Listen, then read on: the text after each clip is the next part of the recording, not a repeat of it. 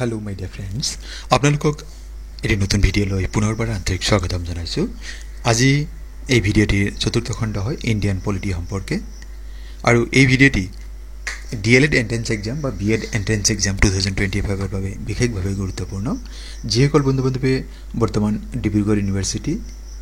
Guwahati university বা Bodoland university BEd পৰীক্ষাৰ বাবে এন্ট্ৰেন্সৰ বাবে প্ৰস্তুতি চলাই আছে, আপোনালোকে ভিডিঅ'টি সম্পূৰ্ণকৈ চাব, নিশ্চয়কৈ যথেষ্ট উপকৃত হ'ব। মৰমৰ বন্ধু-বান্ধৱীসকল, আপোনালোকে চাই আছে আপোনালোকৰ মৰমৰ ইউটিউব চেনেল নুৰুল আলম নাজু। আহকচোন বাৰু আজিৰ এই ভিডিঅ'ত সন্নিৱিষ্ট 20টা প্ৰশ্ন আৰু তাৰ উত্তৰসমূহ কি হয় তাকে বিতংকৈ জানি লওঁ। আজিৰ প্ৰথম প্ৰশ্ন দিয়া আছে, which of the following countries has the longest written constitution? নিম্নলিখিত কোনখন দেশৰ সংবিধান বিশ্বৰ দীৰ্ঘতম লিখিত সংবিধান? ইয়াত দিয়া আছে চীন, ভাৰতবৰ্ষ, ৰাছিয়া আৰু আমেৰিকা যুক্তৰাষ্ট্ৰ। ইয়াৰ শুদ্ধ উত্তৰ হৈছে বিশ্বৰ দীৰ্ঘতম লিখিত সংবিধান হৈছে ভাৰতৰ সংবিধানখন।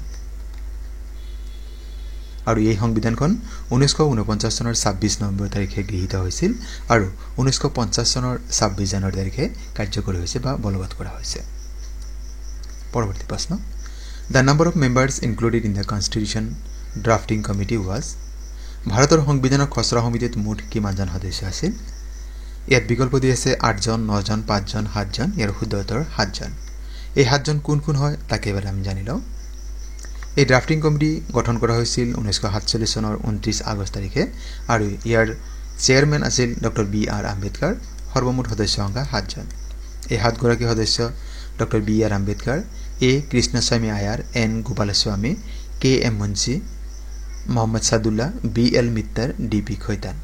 ইয়াৰে ছাৰ সৈয়দ মহম্মদ সাদুল্লাহ তেখেত অসমৰ আছিল। আৰু ইতিমধ্যে গমে পাইছোঁ যে খচৰা সমিতিৰ অধ্যক্ষ আছিল ডক্টৰ বি.আৰ. আম্বেদকাৰ। পৰৱৰ্তী প্ৰশ্ন, who among the given has the right to সামন দ্য পাৰ্লিমেণ্ট? নিম্নলিখিত কোনে সংসদৰ অধিৱেশন আহ্বান কৰিব পাৰে? ইয়াত বিকল্প দি আছে লোকসভাৰ অধ্যক্ষ, ৰাজ্যসভাৰ অধ্যক্ষ, ভাৰতৰ প্ৰধানমন্ত্ৰী, ভাৰতৰ ৰাষ্ট্ৰপতি। শুদ্ধ উত্তৰ হৈছে ভাৰতৰ ৰাষ্ট্ৰপতিয়ে সংসদৰ অধিৱেশন আহ্বান কৰিব পাৰে। পৰৱৰ্তী প্ৰশ্ন, the national anthem of India was adopted by the constituent assembly on? ভাৰতৰ ৰাষ্ট্ৰীয় সংগীতক সংবিধান সভাই কেতিয়া গৃহীত কৰিছিল? ৰাষ্ট্ৰীয় সংগীত নিশ্চয় গম পাইছে, জনগণ মন। সেই গীতটি কবিগুৰু ৰবীন্দ্ৰনাথ ঠাকুৰে ৰচনা কৰিছিল আৰু ইয়াক সংবিধান সভাই কেতিয়া গৃহীত কৰিছিল? ইয়াত যিখিনি বিকল্প দি আছে তাৰ শুদ্ধ বিকল্প হ'ব 24 জানুৱাৰী 1950 চন। আৰু এই গীতটি প্ৰথমবাৰৰ বাবে গোৱা হৈছিল 1911 চনৰ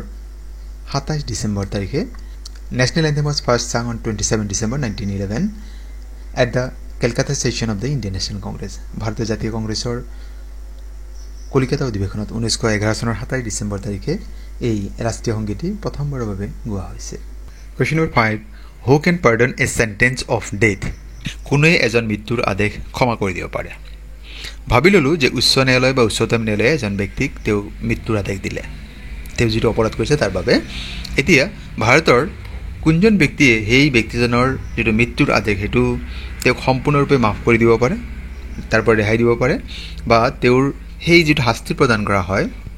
সেই শাস্তি লাঘৱ কৰি দিব বা পৰিমাণ কমাই দিব পাৰে। যে ভাবি লওক যে তেওঁৰ 20 বছৰ জেল হৈছিল বা 10 বছৰ জেল হৈছিল, সেই পৰিমাণটো সেইজন ব্যক্তিয়ে কমাই দিব পাৰে। বিকল্প দিছে উচ্চতম ন্যায়ালয়, ভাৰতৰ প্ৰধানমন্ত্ৰী, ভাৰতৰ ৰাষ্ট্ৰপতি আৰু ভাৰতৰ গৃহমন্ত্ৰী। এই ক্ষমতাটো, বিশেষ ক্ষমতাটো ভাৰতৰ ৰাষ্ট্ৰপতিৰ হাতত আছে। তেওঁ ইচ্ছা কৰিলে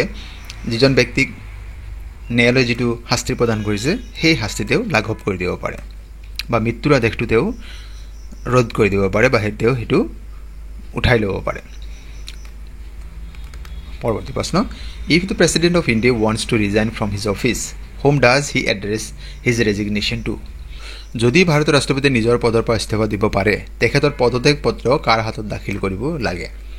বিকল্প দিছে ভাৰতৰ উপ ৰাষ্ট্ৰপতি, ভাৰতৰ প্ৰধানমন্ত্ৰী, উচ্চতম ন্যায়ালয়ৰ মুখ্য ন্যায়াধীশ আৰু লোকসভাৰ অধ্যক্ষ। আৰু ইয়াৰ শুদ্ধ উত্তৰ হৈছে ভাইচ প্ৰেচিডেণ্ট অফ ইণ্ডিয়া, ভাৰতৰ উপ ৰাষ্ট্ৰপতি। ভাৰতৰ ৰাষ্ট্ৰপতি যদি তেওঁ পদত্যাগ পত্ৰ দাখিল কৰিবলৈ হয়, তেওঁ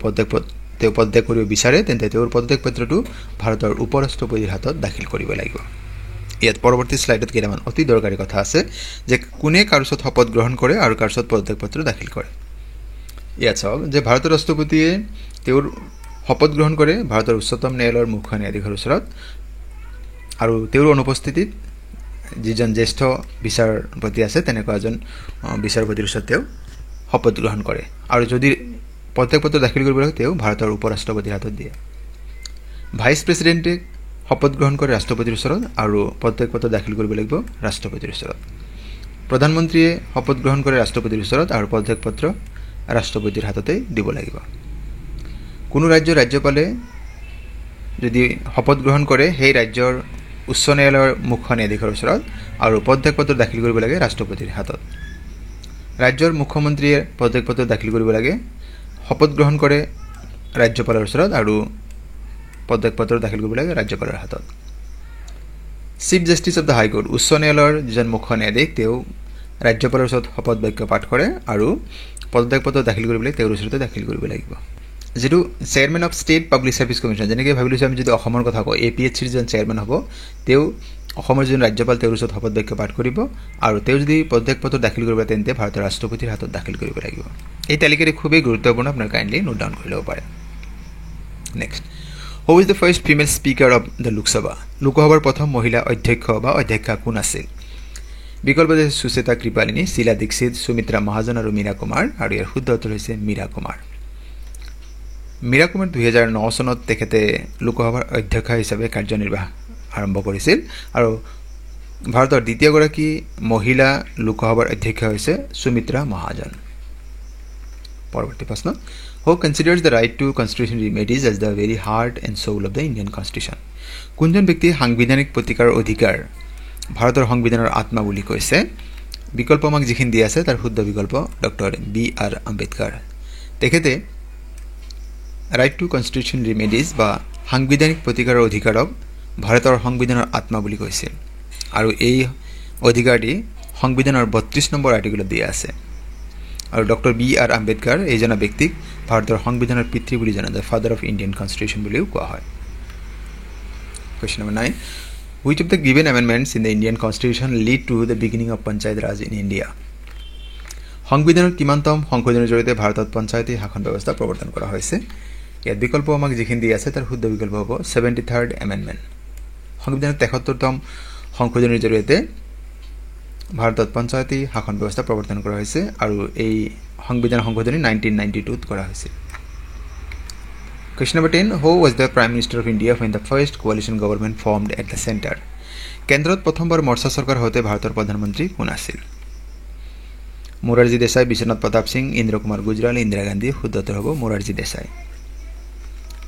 1977 চনত ভাৰতত প্ৰথমবাৰৰ বাবে মৰ্চা চৰকাৰ গঠন হৈছিল আৰু এই চৰকাৰৰ নেতৃত্ব কৰিছিল জনতা party question number 11 when did the election commission of India first enforce the none of the above nota in the voting option in the assembly election in India ভাৰতৰ নিৰ্বাচনী আয়োগে ভাৰতৰ বিধানসভা নিৰ্বাচনত কেতিয়া প্ৰথমবাৰৰ বাবে ভোটদানৰ বিকল্পসমূহত ওপৰৰ এটাও নহয় নটা বিকল্পটো বলবৎ কৰে আপুনি নিশ্চয় ইভিএমত লক্ষ্য কৰিছে মই আপোনাক অলপ জুম কৰি দেখুৱাই দিছো ইয়াত চাও যদি আমি এটো চাও এই যেটো নোটা লাষ্টৰ যেটো অপচন থাকে আমাৰ ইভিএমৰ একেবাৰে লাষ্টৰ অপচনটো কি থাকে নোটা নান অফ দেব আপুনি যদি কোনবাটো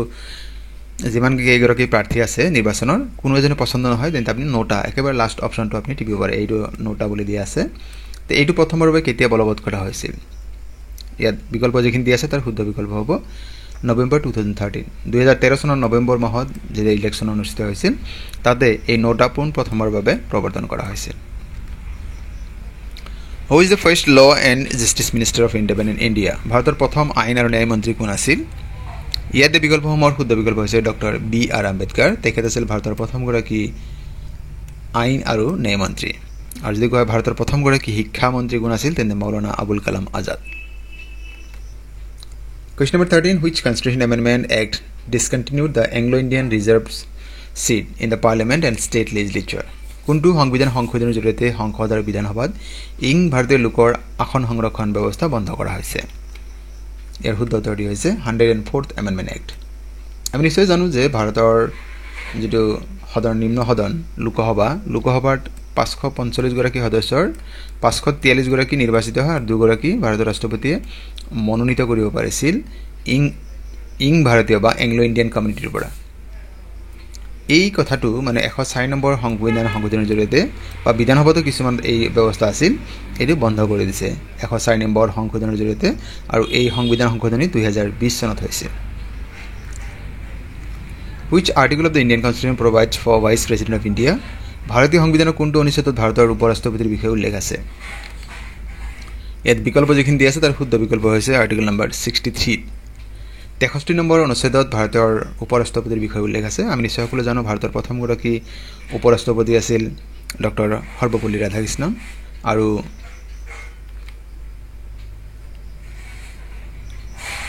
ইয়াত বাকি কিটা আৰ্টিকেল কি বুজাইছে এবাৰ জানিলো আৰ্টিকেল 52 প্ৰেসিডেন্ট অফ ইণ্ডিয়াৰ বিষয়ে উল্লেখ আছে আৰ্টিকেল 124 ভাৰতত সুপ্ৰিম কোৰ্টৰ বিষয়ে উল্লেখ আছে আৰু আৰ্টিকেল 32 ইতিমধ্যে পঢ়িছোৱে ৰাইট টু কনস্টিটিউশনাল ৰেমেডিজ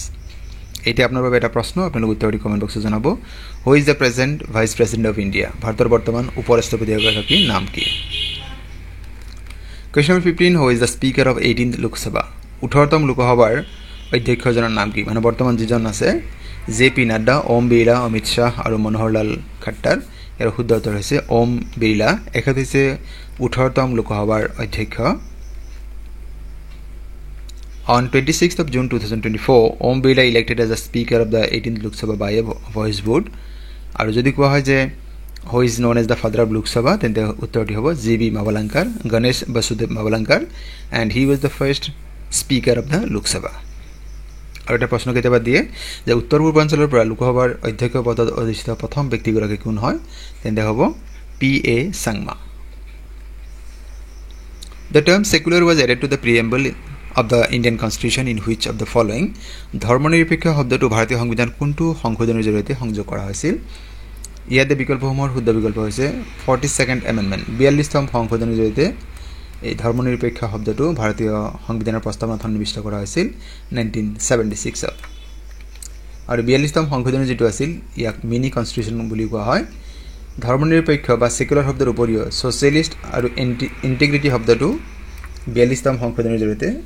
সংবিধান সন্নিৱিষ্ট কৰা হৈছিল Which was the first state in India formed on a linguistic basis ভাষাৰ ভিত্তিত গঠিত ভাৰতৰ প্ৰথম ৰাজ্যখনৰ নাম কি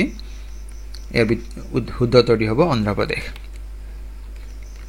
Question number 18 Which amendment of the Constitution of India lowered the voting age from 21 years to 18 years কিমানতম সংবিধানৰ সংশোধনৰ জৰিয়তে ভোটাধিকাৰৰ বয়স 21 বছৰৰ পৰা 18 বছৰলৈ হ্ৰাস কৰা হৈছে আমি জানো যে বৰ্তমান ভাৰতৰ যেটো ভোটাধিকাৰ আছে